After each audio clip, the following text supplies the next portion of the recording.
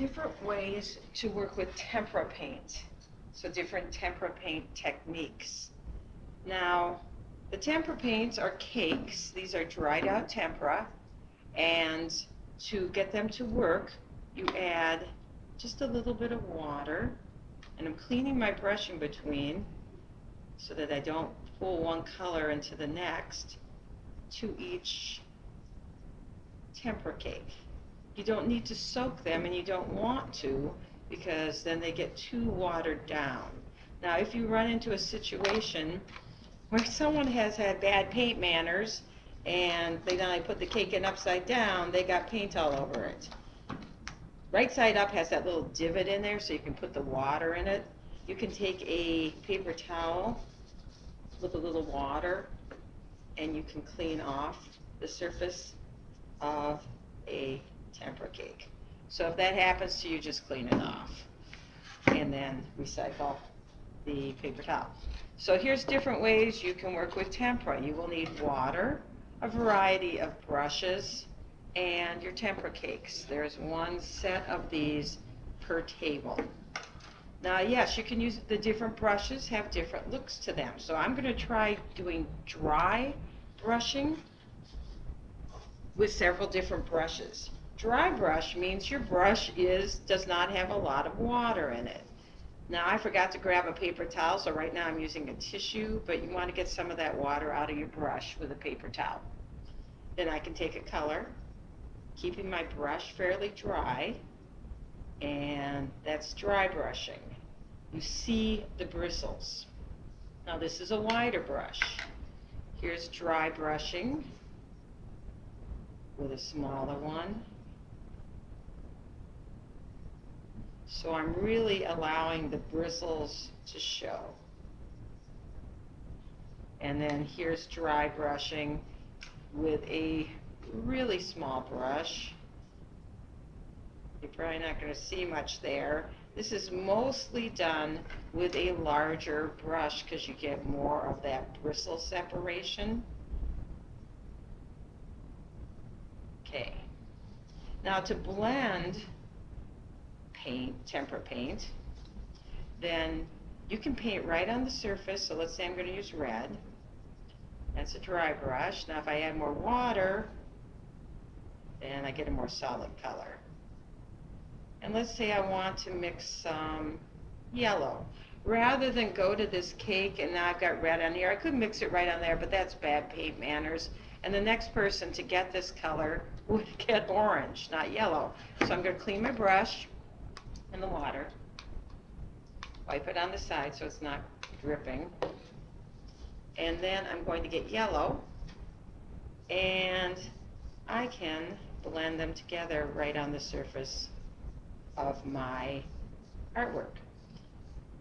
If you need a lot of a color, you're welcome to use the palettes. Those are the circular things by the sink. They have little wells in them, and you can mix paint in those and then put that mixed color on. But this works fine too. You see I can get a nice orange by just blending those two colors. Underpainting means I'm just putting a color on, and I'm cleaning my brush in between. You just can't see that.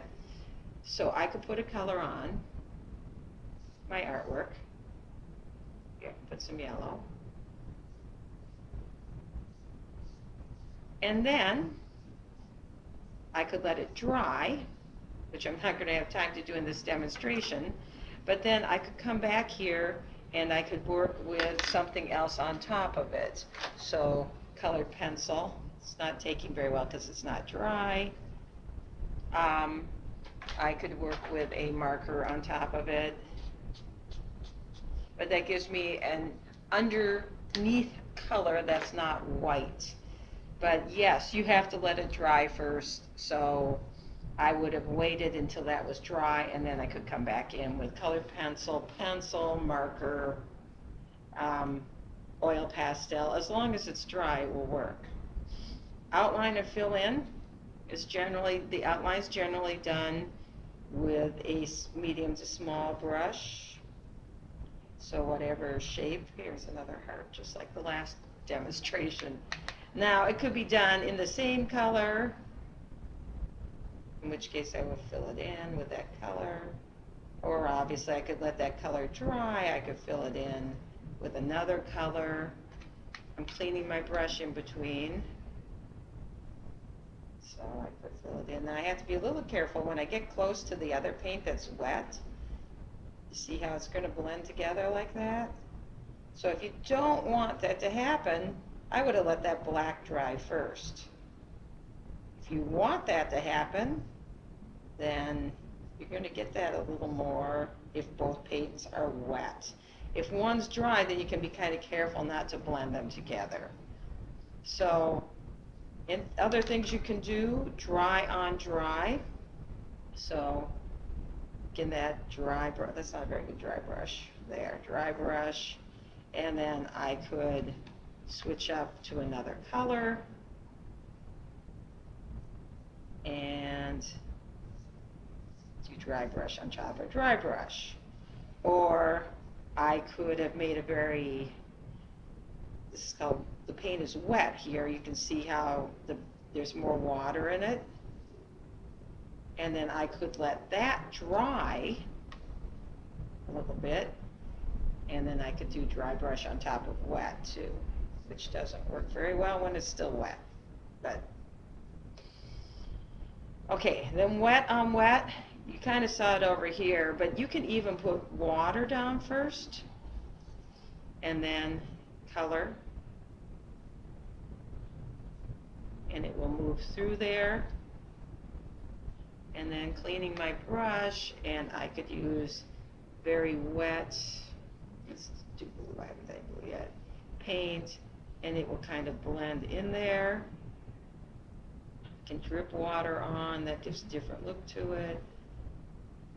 So that's wet on wet. So there are some tempera paint techniques.